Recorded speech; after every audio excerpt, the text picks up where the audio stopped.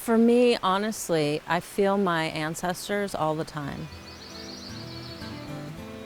I feel my ancestors, especially when I'm writing. The forests of the Northwest and the mill towns in the rain. It's such a long This pattern legacy. we've been seeing seems Songwriting. always the same.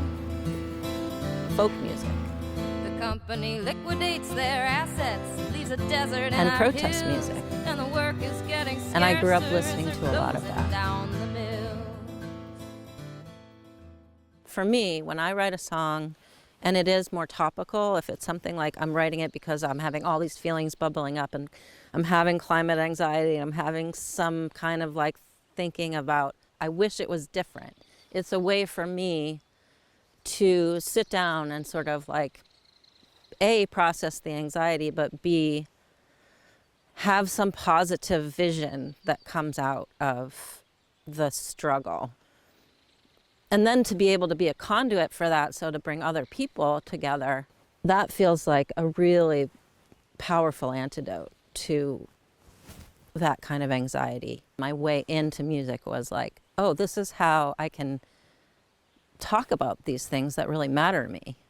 And then once I did that, I realized, oh, that's really impactful to other people who feel that same way that I do. Through the work of environmentalists was kind of my path in to finding an audience initially. Earth First was very active in the movement at that time. We were very focused on old growth. We were sort of brought in to like help the troops, basically. It felt like a way that I could contribute.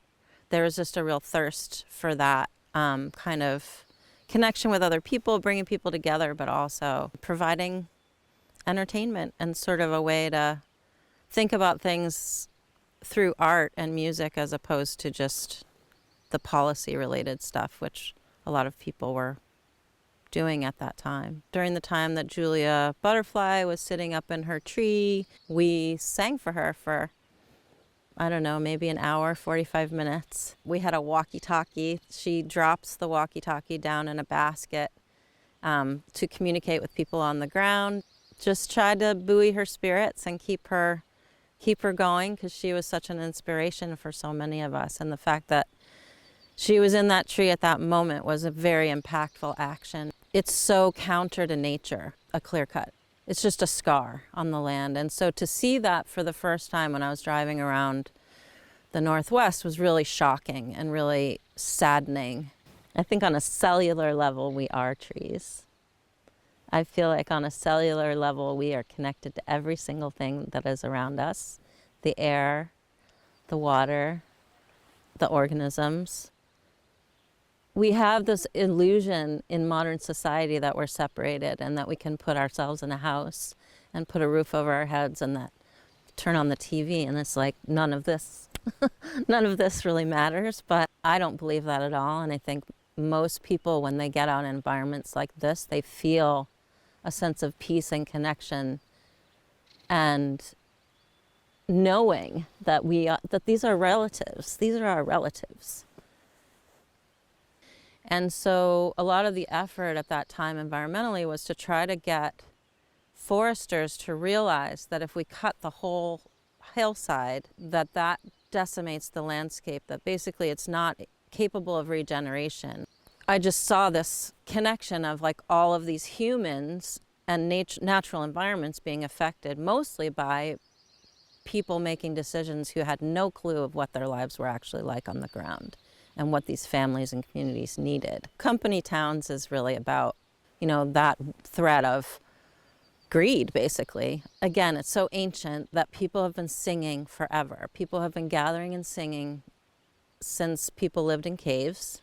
And I believe that when we do that, it's another way to connect to that basic humanity of us all, that we share this magic of music. I think life is light and dark. And so music to me is best when it kind of captures both of those things. Leonard Cohen said that everything has a crack in it and that's how the light gets in. We're all a little broken, but I would love to think that as a musician, I can be, a key that unlocks them to feel something, to feel, both joy and sorrow. Thank you, Mama. You're so welcome. Thanks for asking me to do it.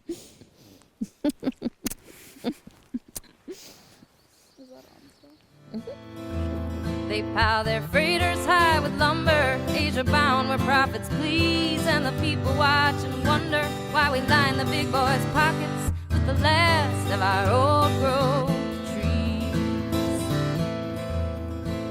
Well, the company came in, they claimed this town as their own, and they built supermarkets and banks and streets filled with homes. They provide the goods that people had to buy. Did they think they were doing us a favor, slicing up our lives like we're pieces of some kind of company pie? Did they think they were doing us a favor, slicing up our lives?